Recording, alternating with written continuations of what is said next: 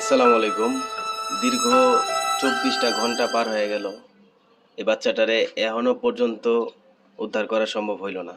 আদৌ বাচ্চাটা ভিতরে ঠিকভাবে আছে নাকি নাই, আমরা আসলে কেউই জানি না।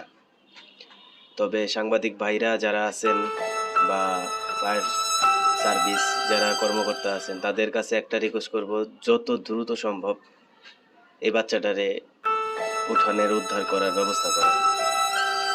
আপনাদের জন্য হয়তো কোন একটা উসিলায় বাচ্চাটা রক্ষা পাবে।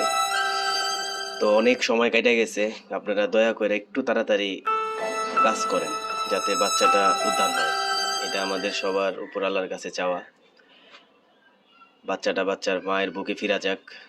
তবে 24টা ঘন্টা পার হয়ে গেছে, এটা আসলে অনেক বড় একটা সময়, কারণ বাচ্চারা এমনি অন্ধকারে ভয় পায়। এখন বাচ্চাটা কি অবস্থায় আছে উপর আল্লাহ জানে। আল্লাহ তাআলা বাচ্চাটারে হেফাজত করুক।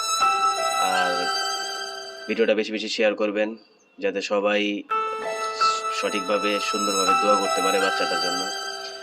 যে যেই জায়গায় আছেন